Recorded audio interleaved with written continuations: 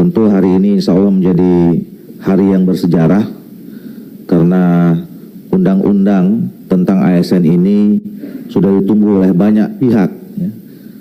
Ditunggu oleh masyarakat, terutama Bapak Ibu yang menunggu nasibnya, Bapak-bapak dan Ibu-ibu tenaga honorer, kemudian pemerintah, baik pemerintah pusat maupun pemerintah daerah, bagaimana kita menata manajemen aparatur sipil negara ini akan lebih baik.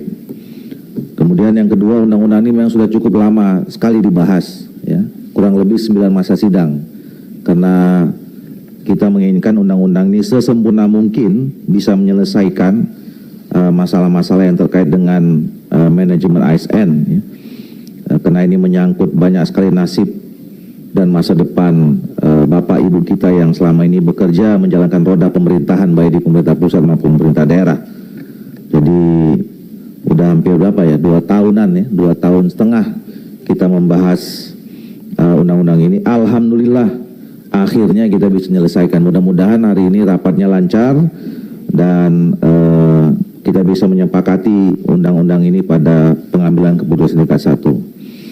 Nah, oleh karena itu saya menawarkan sekaligus meminta persetujuan kepada kita semua bahwa tentang agenda rapat ini. Yang pertama adalah pengantar ketua rapat, ini sedang berlangsung. Kemudian nanti kita masuk sesi pada laporan panja yang disampaikan oleh langsung ketua panja Pak Samsul Rijal. Kemudian yang ketiga adalah kita akan mendengarkan pendapat akhir ini dari masing-masing fraksi, kemudian pendapat akhir dari pemerintah, baru kita ambil pengambilan keputusan tingkat 1. Dan sebelum kita tutup akan ada penandatanganan pengesahan draft rancangan undang-undang tentang perubahan atas Undang-Undang Nomor 5 Tahun 2012 tentang aparatur sipil negara. Apakah kita bisa setujui Bapak Ibu sekalian? Tentu kita juga seperti biasa membatasi waktu agar efektif. Kita juga sepakati sampai pukul 12.45. Setuju? Setuju. Oleh karena itu nanti juga sebisa mungkin paling lama 5 sampai 10 menit ya, masing-masing penyampaian pandangan mini dari masing-masing fraksi. Bapak Ibu sekalian, kita ketahui bersama bahwa proses pembahasan rancangan undang tentang perubahan atas Undang-Undang Nomor 5 Tahun 2014 tentang aparatur sipil negara, nah ternyata sudah membutuhkan waktu 2 tahun 9 bulan, ya. Dimulai dari rapat tingkat pertamanya itu pada tanggal 18 Januari 2021. Saya tidak tahu apakah ada undang-undang lain yang melebihi waktu pembahasannya dari 2021 sampai ke 2023, 2 tahun 9 bulan, hampir 3 tahun, ya. Dengan agenda pengantar ketua rapat pada saat penjelasan DPRI, kemudian tanggal 8 April 2021 dilaksanakan rapat kerja tingkat kedua, ya. Dan kemudian agenda pada rapat pada saat itu adalah pendapat pemerintah atas penjelasan DPR RI, penyerahan daftar inventarisasi masalah dan pembentukan panja. Nah, itulah kira-kira kronologis selama ini perjalanan undang-undang ini. Nah, saya kira kita langsung saja masuk ke agenda yang kedua, yaitu laporan panja yang disampaikan oleh Ketua Panja Bapak Samsul Rijal. Silakan.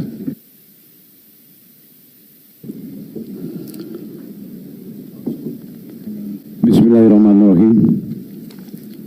Yang sama-sama kita hormati hadir di tengah kita Bapak Menteri PAN-RB, Menteri Hukum-HAM dan Wakil Menteri Dalam Negeri dan seluruh jajarannya, dan yang mewakili Menteri Keuangan yang berbahagia, Bapak Ibu yang kami banggakan, dan tentunya khusus Ketua dan Pimpinan Komisi 2 serta anggota Panja yang dirahmati Allah SWT.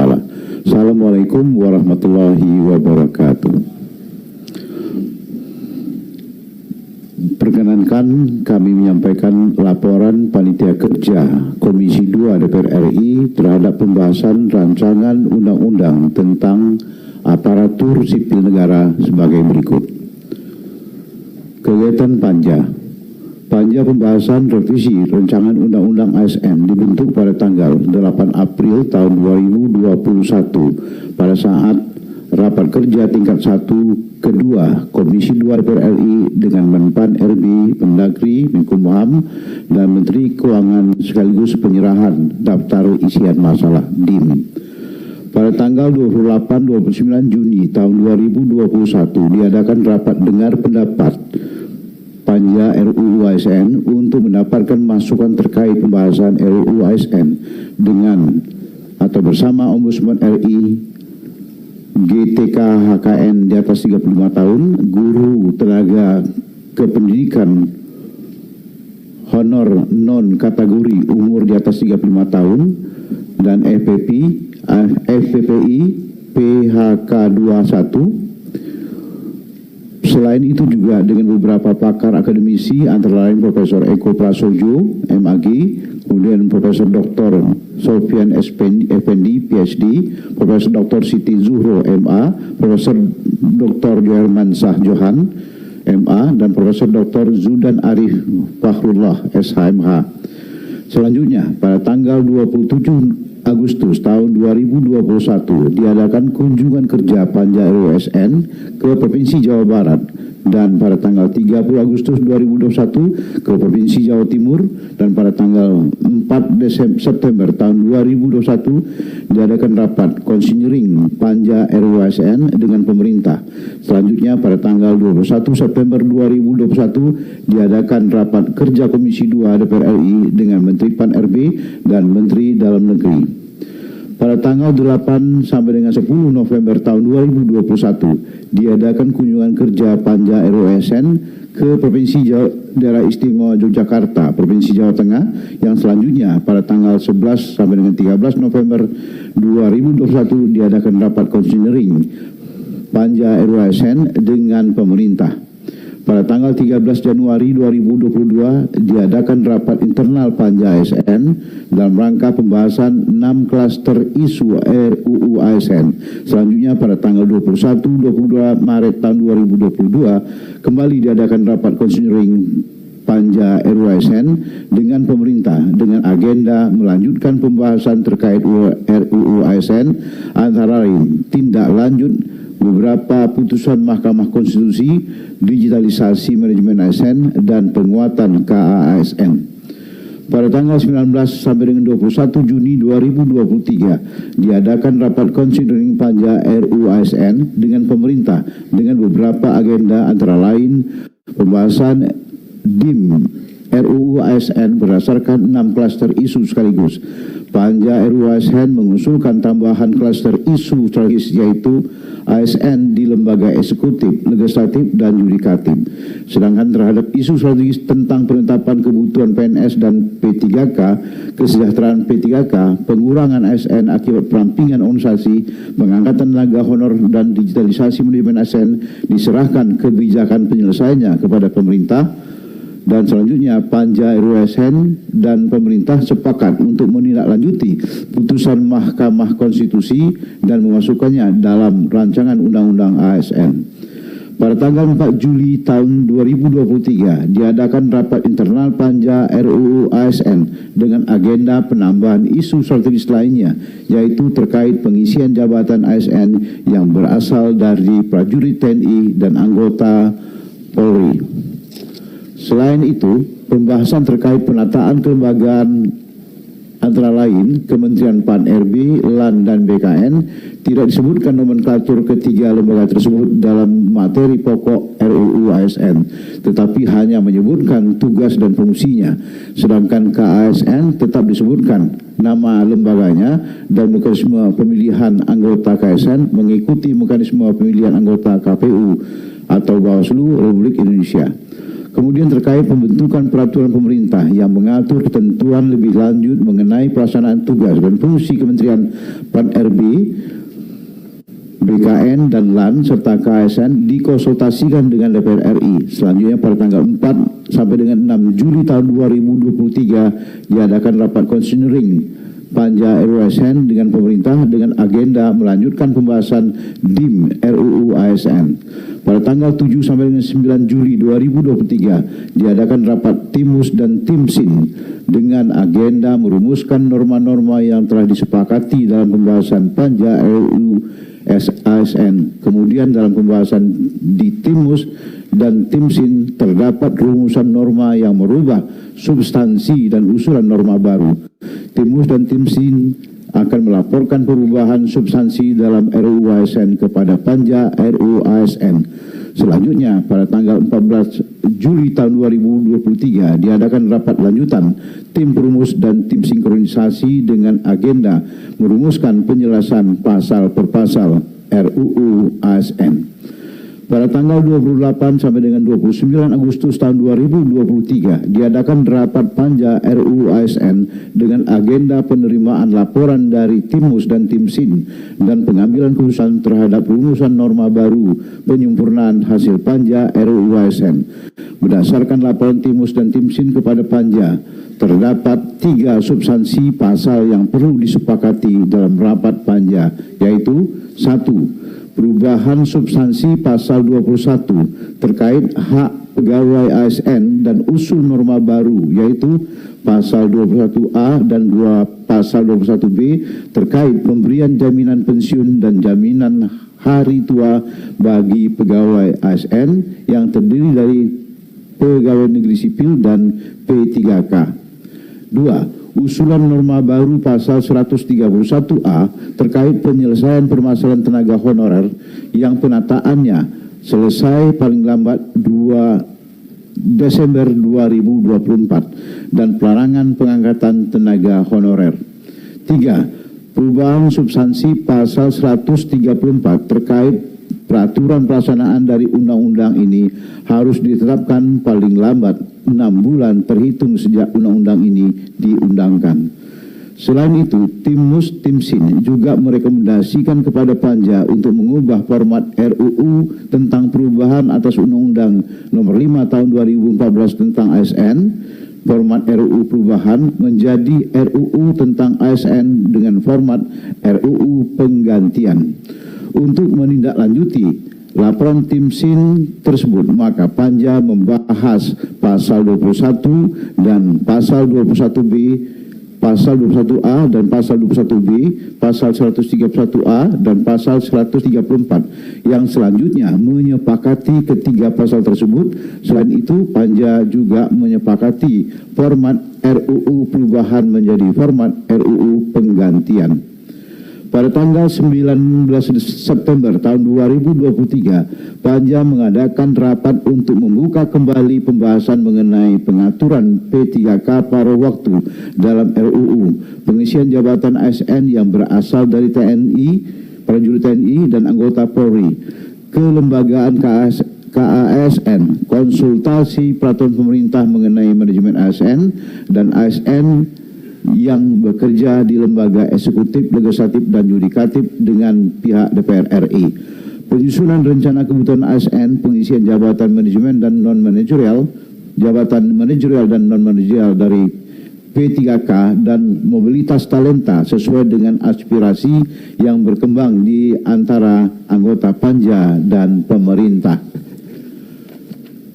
Pada tanggal 25 September tahun 2023, Panja mengadakan rapat untuk pembahasan semua substansi yang sebelumnya telah dibahas dalam rapat Panja 19 September tahun 2023. Berdasarkan putusan rapat Panja ini, sebagian besar substansi tersebut sudah disepakati oleh Panja dan pemerintah, kecuali mengenai pengaturan P3K paruh waktu. Dalam RUU serta konsultasi PP mengenai manajemen ASN untuk ASN yang bekerja di lembaga eksekutif, legislatif, dan yudikatif dengan pihak DPR RI. Selain itu, dalam perkembangan pembahasan, Panja menyepakati untuk mengatur larangan dan penjatuhan sanksi yang dikenakan kepada pejabat pembina kepegawaian atau PPK atau pejabat lainnya yang mengangkat pegawai non-ASN. Bapak Ibu yang kami hormati, hasil pembahasan Panja.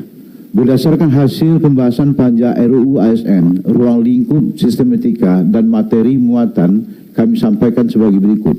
Bab 1, ketentuan umum, mengatur tentang definisi ASN, pegawai ASN, PNS, P3K, manajemen ASN, digitalisasi manajemen ASN, jabatan manajerial dan non-manajerial, pejabat pembina kepegawaian, pejabat yang berwenang, instansi pemerintah,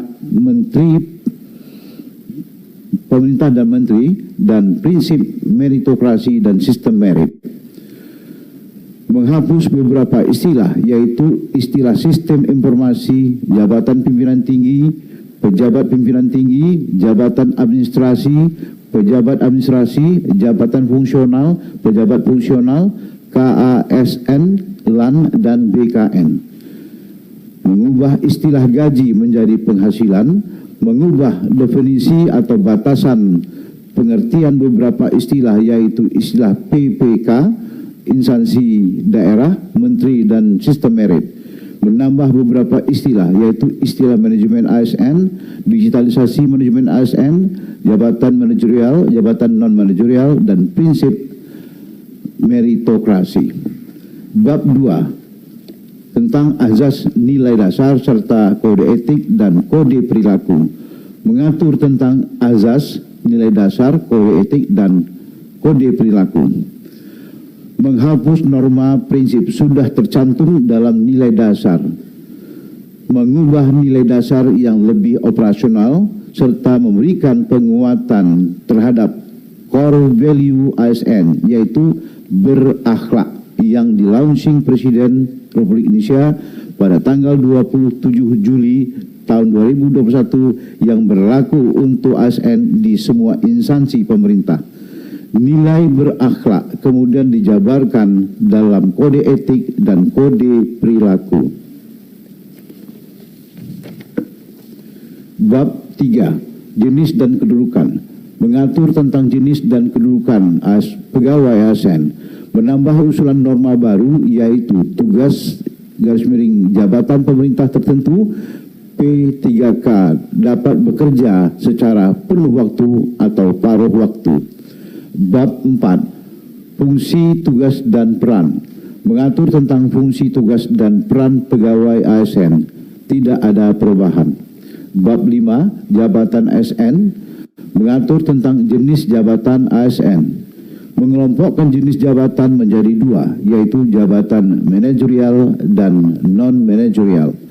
Jabatan manajerial terdiri dari jabatan pimpinan tinggi utama, jabatan pimpinan tinggi media, jabatan tinggi pratama, jabatan administrator, dan jabatan pengawas. Jabatan non-manajerial terdiri dari jabatan fungsional dan jabatan pelaksana. Pengisian jabatan ASN dari prajurit TNI dan anggota Polri.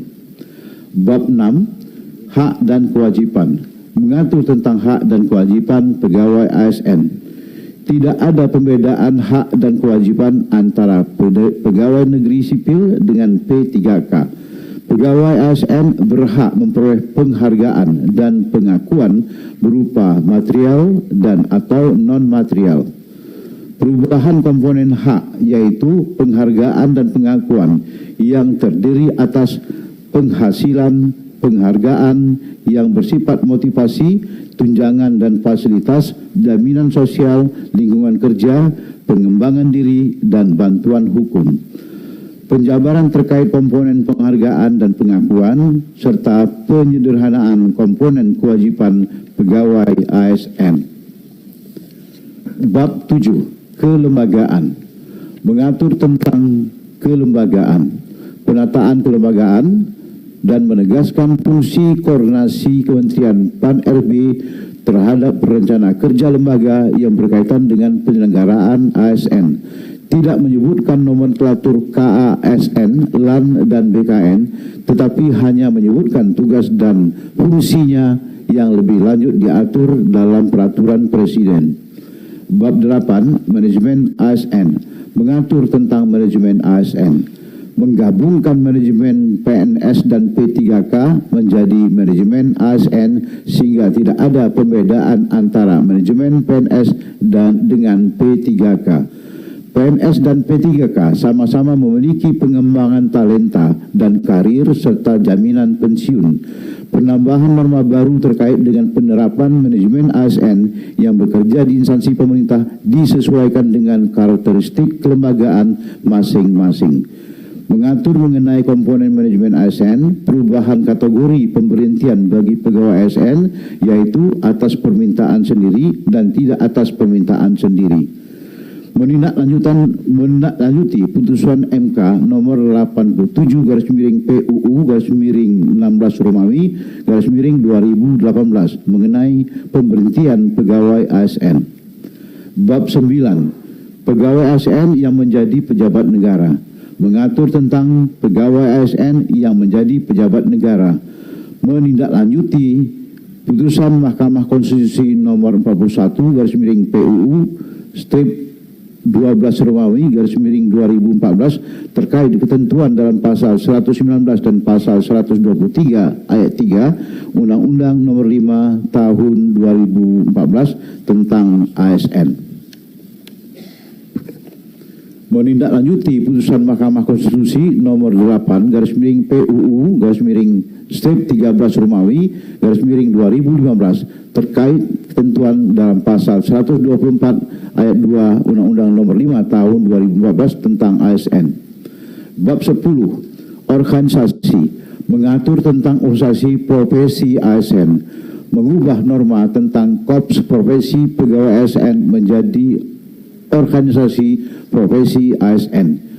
Transformasi organisasi profesi melalui perluasan tujuan untuk meningkatkan motivasi kerja, engagement, dan semangat kolaboratif ASN sehingga dapat meningkatkan kinerja yang lebih produktif, inovatif, dan kreatif dalam mencapai tujuan organisasi.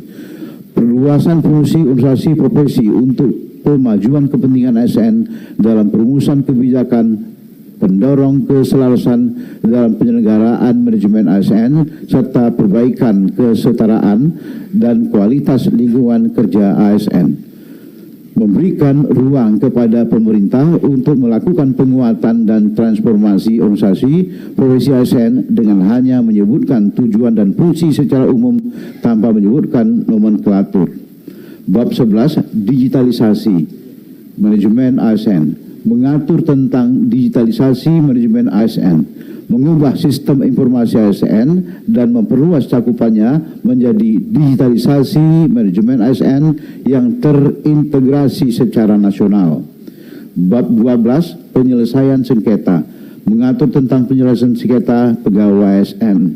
Ketentuan terkait pengajuan keberatan secara tertulis kepada atasan pejabat yang berwenang menghukum dan ketentuan banding administrasi yang diajukan kepada Badan Pertimbangan ASN dihapus. Bab 13. Larangan. Mengatur tentang larangan mengangkat pegawai non-ASN dan sanksinya. Menambah ketentuan mengenai larangan pengangkatan pegawai non-ASN dan sanksi yang dikenakan kepada P3K atau pejabat lainnya yang, kami ulangi, menambah ketentuan mengenai larangan mengangkat pegawai non-ASN dan sanksi yang dikenakan terhadap pejabat pembina kepegawaian atau pejabat lainnya yang mengangkat pegawai ASN. Bab 14. Ketentuan peralihan. Mengatur tentang ketentuan peralihan. Perubahan hanya pada peraturan pelaksanaan yang mengatur mengenai program pensiun pegawai ASN, tidak hanya PNS. Penambahan norma terkait penyelesaian pegawai non-ASN yang diperpanjang sampai dengan Desember tahun 2024. Kami ulangi, penambahan norma terkait penyelesaian pegawai non-ASN yang diperpanjang sampai dengan Desember 2024. Bab 15. Ketentuan penutup. Mengatur tentang ketentuan penutup. Pasal 135 sampai dengan 138 dalam Undang-Undang nomor 5 tahun 2012 tentang ASN sudah tidak berlaku lagi. Tidak disebutkan nomenklatur kelembagaan, tidak menyebabkan dihapusnya lembaga-lembaga tersebut. LAN dan BKN tetap melaksanakan tugas dan fungsinya sebagaimana mestinya. KAASN tetap melaksanakan tugas dan fungsinya sampai ditetapkannya peraturan pelaksanaan dari undang-undang ini yang mengatur mengenai kelembagaan. Kebijakan dan manajemen ASN yang diatur dalam undang-undang ini dilaksanakan dengan memperhatikan kekhususan daerah tertentu dan warga negara dengan kebutuhan khusus. Ketentuan manajemen ASN dalam undang-undang ini dilaksanakan paling lama 1 tahun terhitung sejak undang-undang ini diundangkan. Digitalisasi manajemen ASN dilaksanakan secara nasional paling lama 1 tahun sejak undang-undang ini diundangkan. Pada saat undang-undang ini mulai berlaku, ketentuan peraturan perundang-undangan mengenai kode etik dan penyelesaian penyelenggaraan pelanggaran terhadap kode etik bagi jabatan fungsional tertentu dinyatakan tetap berlaku sepanjang tidak bertentangan dengan undang-undang ini. Pada saat undang-undang ini mulai berlaku, semua peraturan perundangan yang merupakan peraturan perundangan dari pelaksanaan dari Undang-Undang Nomor 5 Tahun 2014 tentang aparatur sipil negara dinyatakan masih tetap berlaku sepanjang tidak bertentangan dengan ketentuan dalam undang-undang ini. Pada saat undang-undang ini mulai berlaku, Undang-Undang Nomor 5 Tahun 2014 tentang aparatur sipil negara dicabut dan dinyatakan tidak berlaku lagi.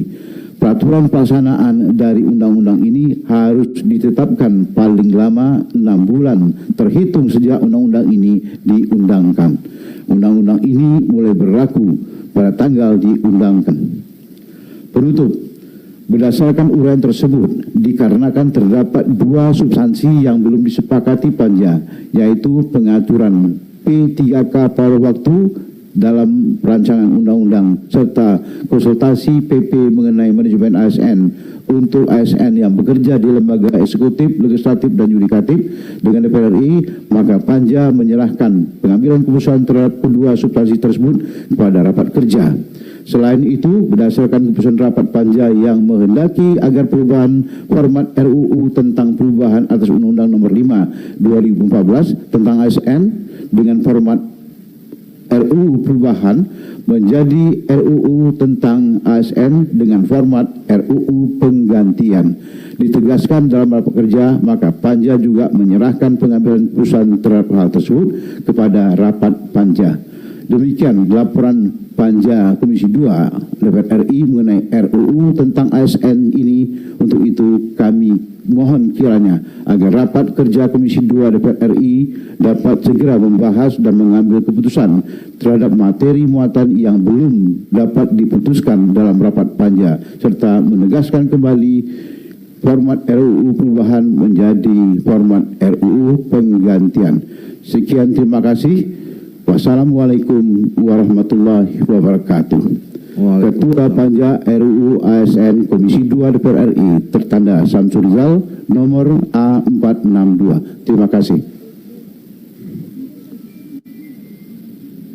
Terima kasih Pak Samsul Rizal. Selanjutnya kita masuk ke sesi berikutnya, yaitu pendapat akhir mini dari masing-masing fraksi. Untuk yang pertama, kami persilakan yang mewakili fraksi PD Perjuangan. Kalau bisa 5-10 menit aja. 5 menit ya? Oke. Lagi banyak orderan, si kecil gak enak badan. Chat dokter berpengalaman, tersedia 24 jam.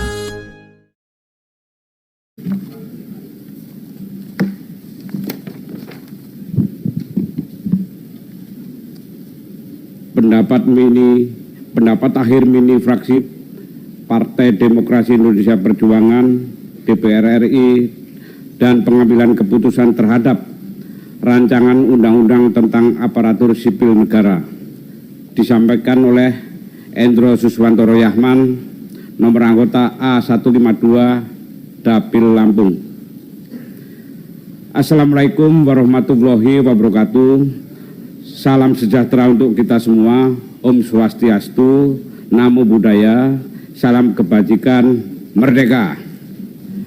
Yang terhormat saudara pimpinan rapat serta segenap kawan-kawan anggota Komisi 2 DPR RI yang terhormat Saudara Menteri Pendayagunaan Aparatur Negara dan Reformasi Birokrasi Republik Indonesia, Menteri Keuangan Republik Indonesia, Menteri Dalam Negeri Republik Indonesia, dan Menteri Hukum dan HAM Republik Indonesia masing-masing dengan jajarannya, serta hadirin sekalian yang mulia dan berbahagia. Pertama-tama, marilah kita panjatkan rasa syukur kehadirat Tuhan Yang Maha Esa yang memungkinkan kita bersidang pada hari ini. Hari ini, hari Selasa, tanggal 26 September 2023. Selasanya itu Selasa Kliwon. Itu hari keramat, hari Anggoro Kasih kalau orang Jawa, Bali maupun Banyuwangi. Itu hari cinta kasih. Semoga hari ini, hari keramat Anggoro Kasih ini mengasihi tenaga honorer untuk ke depan lebih baik. Sidang kali ini dalam rangka pengambilan keputusan pembicaraan tingkat 1, penyampaian pendapat akhir mini fraksi dan pemerintah terhadap rancangan undang-undang tentang aparatur sipil negara. Saudara pimpinan dan anggota, saudara menteri beserta hadirin yang mulia, kepada yang terhormat pimpinan dan anggota Komisi 2 DPR RI, pekerjaan non-ASN dimulai pada bab ke-8 bagian larangan, di mana dalam ketentuan tersebut dijelaskan bahwasanya secara umum pekerjaan non-ASN dilarang diangkat menjadi ASN, terutama